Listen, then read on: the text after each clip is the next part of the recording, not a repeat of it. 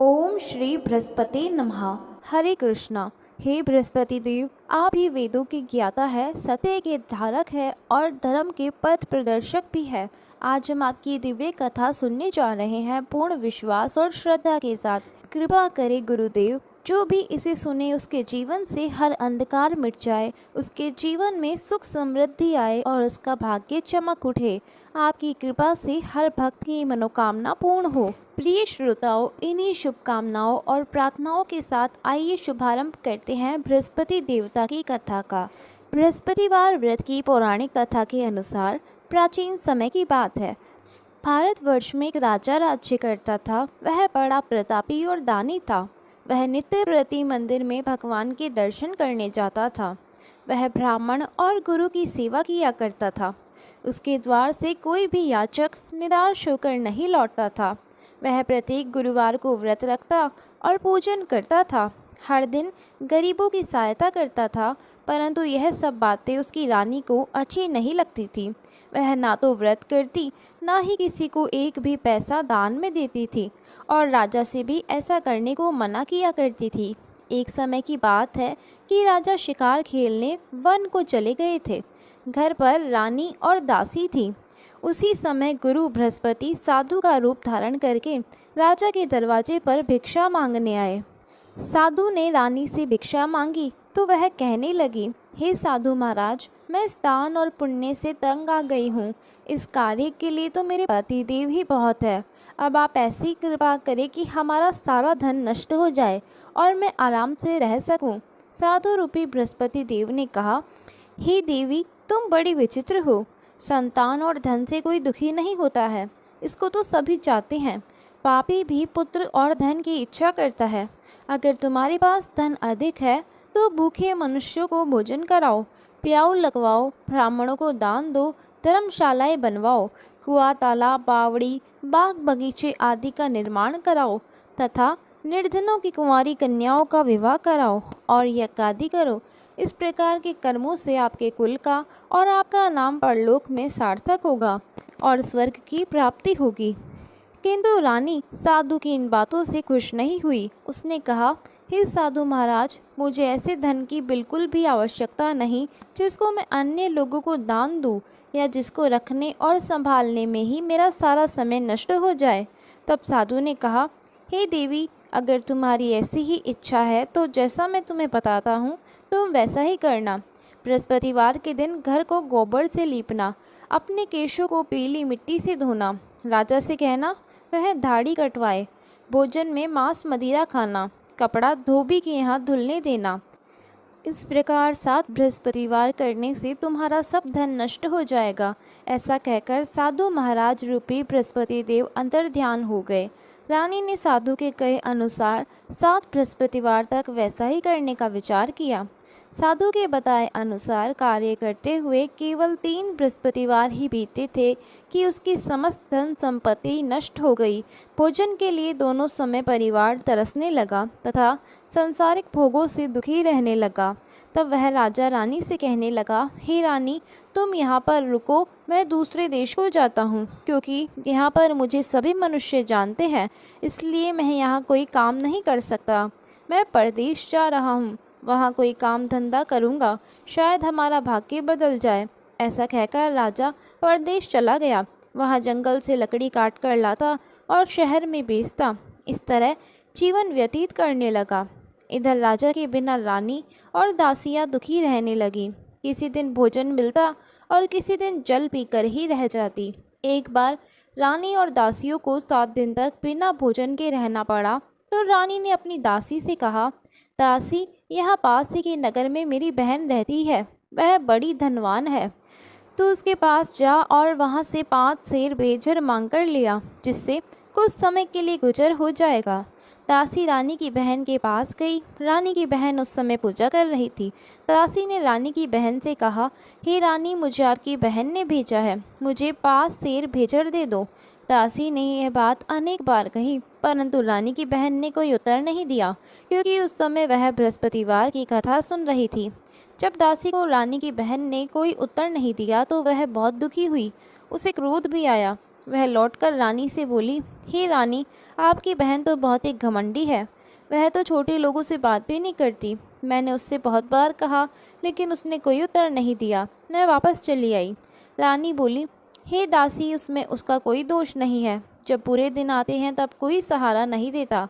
अच्छे बुरे का पता विपत्ति में ही लगता है। अब तो जो ईश्वर की इच्छा होगी वही होगा। यह सब हमारे भाग्य का दोष है।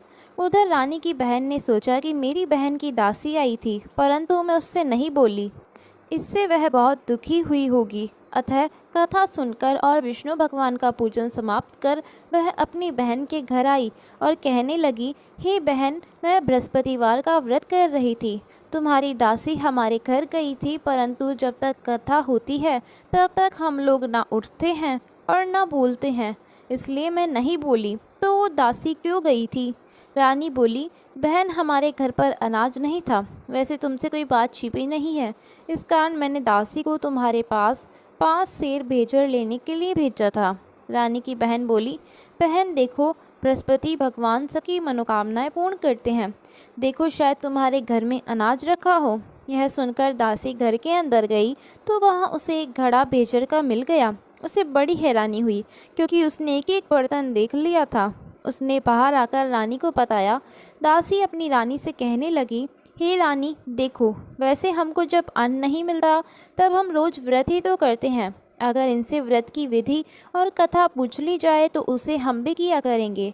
दासी के कहने पर रानी ने अपनी बहन से बृहस्पतिवार व्रत के बारे में पूछा।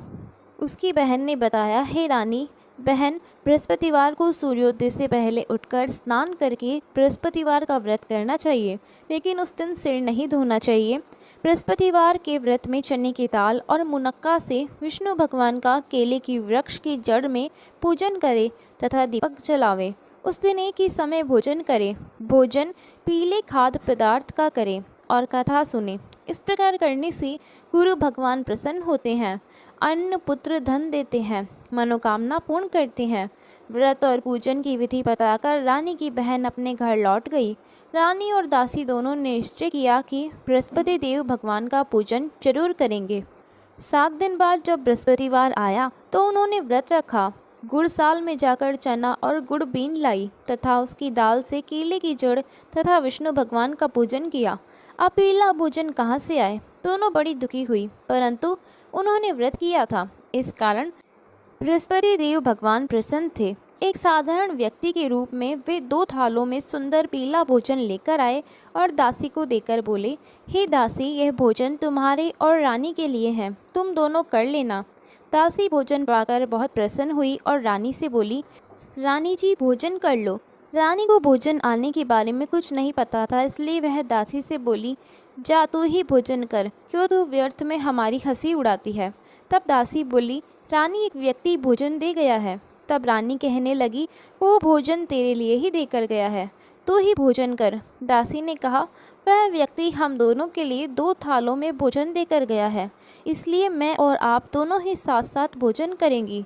फिर दोनों ने गुरु भगवान को नमस्कार कर भोजन किया। उसके बाद से वे प्रत्येक बृहस्पतिवार को गुरु भगवान का व्रत और पूजन करने लगी। बृहस्पति भगवान की कृपा से उनके पास धन हो गया, परंतु रानी फिर पहले की तरह से आलस्य करने लगी। तब दासी बोली, देखो रानी, तुम पहले भी इसी प्रकार आलस्य करती थी। तुम्हें धन रखने में कष्ट होता था, इस कारण सभी धन नष्ट हो गया। अब गुरु भगवान की कृपा से धन मिला है तो तुम्हें फिर आलस्य होता है। बड़ी मुसीबतों के बाद हमने ये धन पाया है, इसलिए हमें दान पुण्य करना चाहिए।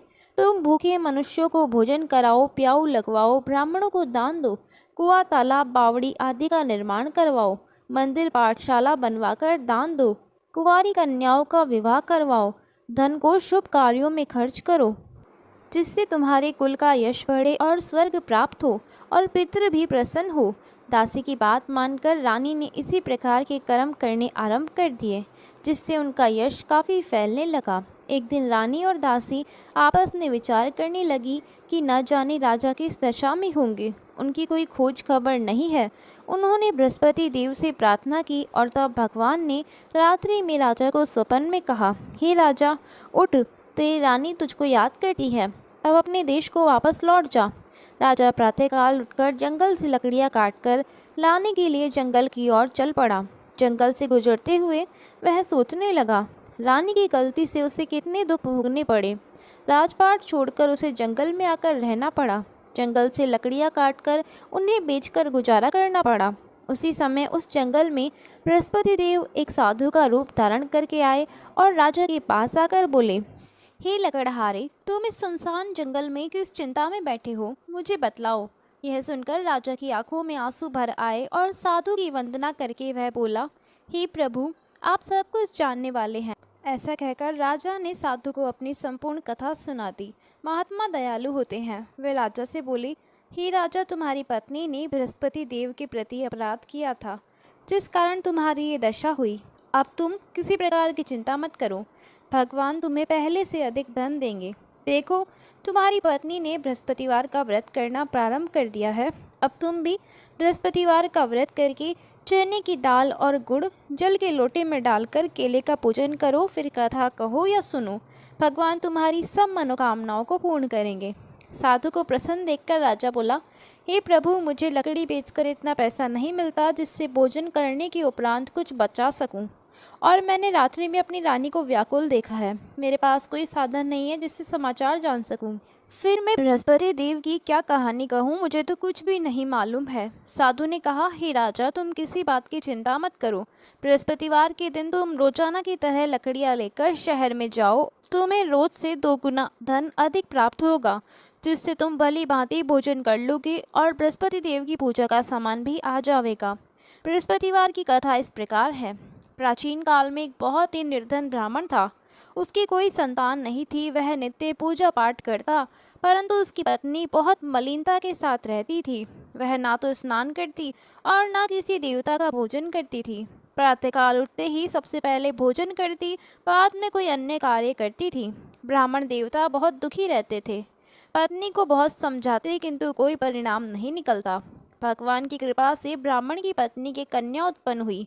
वह कन्या अपने पिता के घर में बड़ी होने लगी। वह बालिका प्रातः स्नान करके भगवान विष्णु का जप करती। वह बचपन से ही बृहस्पतिवार का व्रत भी करने लगी थी। पूजा पाठ समाप्त कर स्कूल जाती तो अपनी मुट्ठी में जौ भरकर ले जाती और पाठशाला जाने के मार्ग में डाल दी जाती। वही जो सोने के हो जाते तो लौटते समय उसको बीनकर घर ले आती। एक दिन वह बालिका सूप में उन सोने के जौ को फटक कर साफ कर रही थी। तभी उसकी माँ ने देख लिया और कहने लगी, हे बेटी, सोने के जौ को फटकने के लिए सोने का सूप होना चाहिए। दूसरे दिन गुरुवार था। उस कन्या ने व्रत रखा और बृहस्पति देव से प्रार्थना करके कहा, हे प्रभु, यदि मैंने सच्चे मन से आपकी पूजा की हो तो मुझे सोने का सूप दे दो। बृहस्पति देव ने उसकी प्रार्थना स्वीकार कर ली। रोजाना की तरह वह कन्या जौ फैलाती हुई पाठशाला चली गई। पाठशाला से लौटकर जब वह जौ बीन रही थी तो बृहस्पति देव की कृपा से उसे सोने का सूप मिला। वह उसे घर ले आई और उससे जौ साफ करने लगी, परंतु उसकी माँ का वही ढंग रहा। एक दिन की बात है, वह कन्या सोने के सूप में जौ साफ कर रही थी। उस समय उस नगर का राजकुमार वहां से होकर निकला।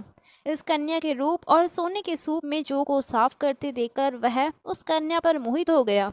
राजमहल आकर वह भोजन तथा जल त्याग कर उदास होकर लेट गया। राजा को जब राजकुमार द्वारा अन्न जल त्यागने का समाचार मिला तो अपने मंत्रियों के साथ वह अपने पुत्र के पास आए और बोले, हे बेटा, तुम्हें किस बात का कष्ट है? किसी ने अपमान किया है? मुझसे कहो, अथवा कोई और कारण है? मुझे बताओ, मैं वही करूँगा जिससे तुम्हें प्रसन्नता हो। तब राजकुमार ने अपने पिता की बातें सुनी और बोला, मुझे आपकी कृपा से किसी बात का दुख नहीं है। किसी ने मेरा अपमान नहीं किया है, परंतु मैं उस लड़की के साथ विवाह करना चाहता हूँ जो सोने के सूप में जौ साफ कर रही थी। यह सुनकर राजा आश्चर्य में पड़ गया और बोला, हे बेटा, इस तरह की कन्या का पता तुम ही लगाओ, मैं उसके साथ तुम्हारा विवाह अवश्य ही करवा दूंगा। राजकुमार ने राजा को उस लड़की के घर का पता बतलाया। मंत्री उस लड़की के घर गया और राजा का आदेश ब्राह्मण को सुनाया। कुछ दिन बाद ब्राह्मण की कन्या का विवाह राजकुमार के साथ संपन्न हो गया। कन्या के घर से जाते ही उस ब्राह्मण देवता के घर में पहले की तरह गरीबी का वास हो गया। अब भोजन के लिए भी अन्न बड़ी मुश्किल से मिलता था। एक दिन दुखी होकर ब्राह्मण अपनी पुत्री से मिलने गया। बेटी ने पिता की दुखी अवस्था को देखा और अपनी माँ का समाचार पूछा। ब्राह्मण देवता ने सभी हाल कह सुनाया। तब कन्या ने बहुत सारा धन देकर अपने पिता को विदा कर दिया। इस तरह ब्राह्मण का कुछ समय सुखपूर्वक बीता, लेकिन कुछ दिन बाद फिर वही हाल हो गया। ब्राह्मण फिर अपनी कन्या के यहाँ गया और सभी हाल कहा तो पुत्री कहने लगी, हे पिताजी, अब माताजी को यहाँ लिवा लाओ, मैं उन्हें विधि बता दूंगी जिससे गरीबी दूर हो जाए। अब ब्राह्मण देवता अपनी पत्नी को साथ लेकर अपनी पुत्री के पास राजमहल में पहुँचे तो पुत्री अपनी माँ को समझाने लगी, हे माँ, तुम प्रातः काल उठकर प्रथम स्नान आदि करके विष्णु भगवान का पूजन करो तो सब दरिद्रता दूर हो जाएगी। परंतु उसकी माँ ने उसकी एक बात नहीं मानी। वह प्रातःकाल उठकर अपनी पुत्री का बच्चा जूठन खा लेती थी। एक दिन उसकी पुत्री को बहुत गुस्सा आया। उसने एक रात कोठरी से सारा सामान निकाल दिया और उसमें अपनी माँ को बंद कर दिया। प्रातः उसमें से निकाला और स्नान आदि करा के पूजा पाठ करवाया तो उसकी माँ की बुद्धि ठीक हो गई। इसके बाद वह नियम से पूजा पाठ करती और प्रत्येक बृहस्पतिवार को व्रत करने लगी। इस व्रत के पुण्य प्रभाव से उसकी माँ भी बहुत धनवान हो गई और बृहस्पति देवता के प्रभाव से स्वर्ग को गई। वह ब्राह्मण भी सुखपूर्वक इस लोक का सुख भोग कर स्वर्ग को प्राप्त हुए। इस तरह कहानी कहकर साधु महाराज वहाँ से लोप हो गए। धीरे धीरे समय बीतने पर फिर बृहस्पतिवार का दिन आया। राजा जंगल से लकड़ी काटकर किसी शहर में बेचने गए। उसे उस दिन और दिनों से अधिक धन मिला। राजा ने चना गुड़ आदि लाकर बृहस्पतिवार का व्रत किया। उस दिन से उसके सभी क्लेश दूर हुए। परंतु जब अगला गुरुवार का दिन आया तो वह बृहस्पतिवार का व्रत करना भूल गया। इस कारण बृहस्पति भगवान नाराज हो गए। उस दिन उस नगर के राजा ने विशाल यज्ञ का आयोजन किया तथा अपने समस्त राज्य में घोषणा करवा दी कि कोई भी मनुष्य अपने घर में भोजन ना बनाए और आग भी ना जलाए। समस्त जनता मेरे यहाँ भोजन करने आए। इस आज्ञा को जो ना मानेगा उसको फांसी की सजा दी जाएगी। राजा की आज्ञा अनुसार राज्य के सभी निवासी राजा के भोज में सम्मिलित हुए, लेकिन लकड़हारा कुछ देर से पहुंचा, इसलिए राजा उसको अपने साथ महल में ले गए। जब राजा लकड़हारे को भोजन करा रहे थे तो रानी की दृष्टि उस खूंटी पर पड़ी जिस पर उसका हार लटका हुआ था। उसे हार खूंटी पर लटका दिखाई नहीं दिया। रानी को निश्चय हो गया कि मेरा हार उस लकड़हारे ने चुरा लिया है। उसी समय सैनिक बुलवाकर उसको कैद खाने में डलवा दिया गया। जब लकड़हारा कारागार में पड़ गया तो बहुत दुखी होकर विचार करने लगा कि न जाने कौन से पूर्व जन्म के कर्म से मुझे दुख प्राप्त हुआ है, और उसी साधु को याद करने लगा जो जंगल में मिला था। तत्काल बृहस्पति देव साधु के रूप में प्रकट हो गए और उसकी दशा को देखकर कहने लगे, अरे मूर्ख, तूने बृहस्पति देवता की कथा नहीं की, इस कारण तुझे दुख प्राप्त हुआ है। अब चिंता मत कर, बृहस्पतिवार के दिन कारागार के दरवाजे पर 4 पैसे पड़े मिलेंगे, उनसे तू बृहस्पति देव की पूजा करना तो तेरे सभी कष्ट दूर हो जाएंगे। अगले बृहस्पतिवार उसे कारागार के दरबार पर 4 पैसे पड़े मिले। राजा ने पूजा का सामान मंगवाकर कथा कही और प्रसाद बांटा। उसी रात्रि को बृहस्पति देव ने उस नगर के राजा को स्वप्न में कहा, हे राजा, तूने जिस आदमी को कारागार में बंद करा दिया है वह निर्दोष है, वह राजा है, उसे छोड़ देना। रानी का हार उसी खूंटी पर लटका हुआ है। अगर तू ऐसा नहीं करेगा तो मैं तेरे राज्य को नष्ट कर दूंगा। राजा प्रातःकाल उठा और खूंटी पर हार टंगा देखा। देखकर लकड़हारे को बुलवाकर क्षमा मांगी तथा राजा के योग्य सुंदर वस्त्र आभूषण भेंट कर उसे विदा किया। गुरुदेव की आज्ञा अनुसार राजा अब अपने नगर को चल दिया। राजा जब नगर के निकट पहुंचा तो उसे बड़ा ही आश्चर्य हुआ। नगर में पहले से अधिक बाग, तालाब और कुएं तथा बहुत सी धर्मशाला, मंदिर आदि बने हुए हैं। राजा ने पूछा कि ये किसका बाग और धर्मशाला है। तब नगर के सब लोग कहने लगे, यह सब रानी और दासी द्वारा बनवाए गए हैं। राजा को आश्चर्य हुआ और गुस्सा भी आया। जब रानी ने खबर सुनी कि राजा आ रहे हैं तो उसने अपनी दासी से कहा, हे दासी, देख, राजा हमको कितनी बुरी हालत में छोड़ गए थे। वह हमारी ऐसी हालत देखकर लौट ना जाए, इसलिए तू दरवाजे पर खड़ी हो जा। रानी की आज्ञा अनुसार दासी दरवाजे पर खड़ी हो गई। जब राजा आए तो उन्हें अपने साथ महल में लिवा लाई। तब राजा ने क्रोध करके अपनी तलवार निकाली और पूछने लगा, बताओ ये धन तुम्हें कैसे प्राप्त हुआ है। तब रानी ने बताया, हमें यह सब धन बृहस्पति देव के व्रत के प्रभाव से प्राप्त हुआ है। राजा ने तब निश्चय किया कि 7 रोज बाद तो सभी बृहस्पति देव का पूजन करते हैं, परंतु मैं रोजाना दिन में 3 बार कथा कहा करूँगा तथा रोज व्रत किया करूँगा। अब हर समय राजा के दुपट्टे में चने की दाल बंधी रहती थी तथा दिन में 3 बार वह कथा कहता। एक दिन राजा ने विचार किया कि चलो अपनी बहन के यहाँ आवे। इस तरह का निश्चय कर राजा घोड़ी पर सवार होकर अपनी बहन के यहाँ चल पड़ा। रास्ते में उसने देखा कि कुछ आदमी एक मुर्दे को लिए जा रहे हैं। उन्हें रोककर राजा कहने लगा, अरे भाइयों, मेरे बृहस्पतिवार की कथा सुन लो। वे बोले, लो, हमारा तो आदमी मर गया है, इसको अपनी कथा की पड़ी है। परंतु कुछ आदमी बोले, अच्छा कहो, हम तुम्हारी कथा भी सुनेंगे। राजा ने दाल निकाली और कथा कहनी शुरू कर दी। जब कथा आदि हुई तो वह मुर्दा हिलने लगा, और जब कथा समाप्त हुई तो राम राम करके वह मनुष्य खड़ा हो गया। राजा आगे बढ़ा, उसे चलते चलते शाम हो गई। आगे मार्ग में उसे किसान खेत में हल चलाता मिला। राजा उससे बोला, अरे भैया, तुम मेरी बृहस्पतिवार की कथा सुन लो। किसान बोला, जब तक मैं तेरी कथा सुनूंगा तब तक 4 हरैया जोत लूंगा। जा, अपनी कथा किसी और को सुनाना। राजा आगे चलने लगा। राजा के हटते ही बैल पछाड़ खाकर गिर गए तथा किसान के पेट में बहुत जोर से दर्द होने लगा। उसी समय किसान की माँ रोटी लेकर आई। उसने जब यह देखा तो अपने पुत्र से सब हाल पूछा। बेटे ने सभी हाल बता दिया। बुढ़िया दौड़ी दौड़ी उस घुड़सवार के पास गई और उससे बोली, मैं तेरी कथा सुनूंगी, तू अपनी कथा मेरे खेत पर ही चलकर कहना। राजा ने लौटकर बुढ़िया के खेत पर जाकर कथा कही, जिसके सुनते ही बैल खड़े हो गए और किसान के पेट का दर्द भी बंद हो गया। अब राजा अपनी बहन के घर पहुंच गया। बहन ने भाई की खूब मेहमानी की। दूसरे दिन प्रातःकाल राजा जगा तो देखने लगा कि सब लोग भोजन कर रहे हैं। राजा ने अपनी बहन से पूछा कि कोई ऐसा मनुष्य है जिसने भोजन ना किया हो, जो मेरी बृहस्पतिवार की कथा सुन ले। तो बहन बोली, हे भैया, यह देश ऐसा ही है। पहले यहाँ के लोग भोजन करते हैं, बाद में अन्य कोई काम करते हैं। अगर पड़ोस में कोई हो तो देखकर आती हूँ। ऐसा कहकर बहन देखने चली, परंतु उसे कोई भी ऐसा व्यक्ति नहीं मिला जिसने भोजन नहीं किया हो। फिर वह एक कुम्हार के घर गई जिसका लड़का बीमार था। उसे पता चला कि उसके यहाँ 3 दिन से किसी ने भोजन नहीं किया है। रानी ने अपने भाई की कथा सुनने के लिए कुम्हार से कहा तो वह तैयार हो गया। तब राजा ने जाकर बृहस्पतिवार की कथा कही, जिसको सुनकर उसका लड़का ठीक हो गया। अब तो राजा की प्रशंसा होने लगी। एक दिन राजा ने अपनी बहन से कहा, हे बहन, अब मैं अपने घर जाऊंगा, तुम भी तैयार हो जाओ।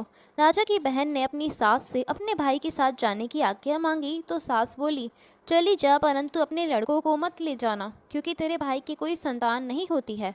बहन ने अपने भाई से कहा, हे भैया, मैं तो चलूंगी, परंतु कोई बालक नहीं चलेगा। तब तुम भी जाकर क्या करोगी अगर कोई बालक नहीं जाएगा तो? राजा ने कहा। फिर दुखी मन से राजा अपने नगर को लौट आया। राजा ने अपनी रानी से कहा, हम निसंतान हैं, इसलिए हमारे घर आना कोई पसंद नहीं करता। हम निर्वंशी राजा है। ऐसा कहकर वह बिना भोजन आदि किए शैया पर लेट गया। रानी बोली, हे प्रभु, बृहस्पति देव ने हमें सब कुछ दिया है, वह हमें संतान भी अवश्य देंगे। उसी रात बृहस्पति देव ने राजा को स्वप्न में कहा, हे राजा, उठ, सभी सोच त्याग दे, तेरी रानी गर्भ से है। राजा को यह जानकर बड़ी प्रसन्नता हुई। 9वें महीने रानी के गर्भ से एक सुंदर पुत्र पैदा हुआ। जब राजा की बहन ने ये शुभ समाचार सुना तो वह बहुत खुश हुई तथा बधाई लेकर अपने भाई के घर आई। तभी रानी ने कहा, घोड़ा चढ़कर तो नहीं आई, गधा चढ़ी आई। राजा की बहन बोली, भाई, मैं इस प्रकार ना कहती तो तुम्हें संतान कैसे मिलती? बृहस्पति देव ऐसे ही है, जिसके मन में जो कामनाएं रहती है सभी को पूर्ण करते हैं। जो सद्भावना पूर्वक बृहस्पतिवार का व्रत करता है और कथा पढ़ता है अथवा सुनता है, दूसरों को सुनाता है, बृहस्पति देव उसकी सभी मनोकामनाएं पूर्ण करते हैं। बृहस्पति देव उनकी सदैव रक्षा करते हैं। जो संसार में सद्भावना और सच्चे मन से बृहस्पति देव का पूजन करते हैं, उनकी सभी मनोकामनाएं उसी प्रकार पूर्ण होती है। जिसे रानी और राजा ने बृहस्पति देव की कथा का गुणगान किया, उनकी सभी इच्छाएं बृहस्पति देव ने पूर्ण की। मनुष्य को हृदय से उनका मनन करते हुए जयकार करनी चाहिए। प्रेम से बोलिए, बृहस्पति देवता की जय। यह थी बृहस्पतिवार व्रत कथा। अब सुनिए आरती। ओम जय बृहस्पति देवा, स्वामी जय बृहस्पति देवा। छिन छिन भोग लगाऊं, कदली फल मेवा। ओम जय बृहस्पति देवा। तुम पूर्ण परमात्मा, तुम अंतर्यामी, स्वामी तुम अंतर्यामी। जगत पिता जगदीश्वर, जगत पिता जगदीश्वर, तुम सबके स्वामी। ओम जय बृहस्पति देवा। चरणामृत निज निर्मल, सब पातक हरता, स्वामी सब पातक हरता। सकल मनोरथ दायक, सकल मनोरथ दायक, कृपा करो भरता। ओम जय बृहस्पति देवा। तन मन धन कर अर्पण, जो जन शरण पड़े। प्रभु प्रकट तब होकर, प्रभु प्रकट तब होकर, आकर द्वार खड़े। ओम जय बृहस्पति देवा, दीन दयाल दयानिधि, भक्तन हितकारी, स्वामी भक्तन हितकारी। पाप दोष सब हरता, पाप दोष सब हरता, भव बंधन हारी। ओम जय बृहस्पति देवा, सकल मनोरथ दायक, सब संशय तारो, स्वामी सब संशय तारो। विषय विकार मिटाओ, विषय विकार मिटाओ, संतन सुखकारी। ओम जय बृहस्पति देवा, जो कोई आरती तेरी प्रेम सहित गावे, स्वामी प्रेम सहित गावे। ज्येष्ठानंद बंद सौ सौ निश्चय पावे। सब बोलो विष्णु भगवान की जय, सब बोलो बृहस्पति भगवान की जय।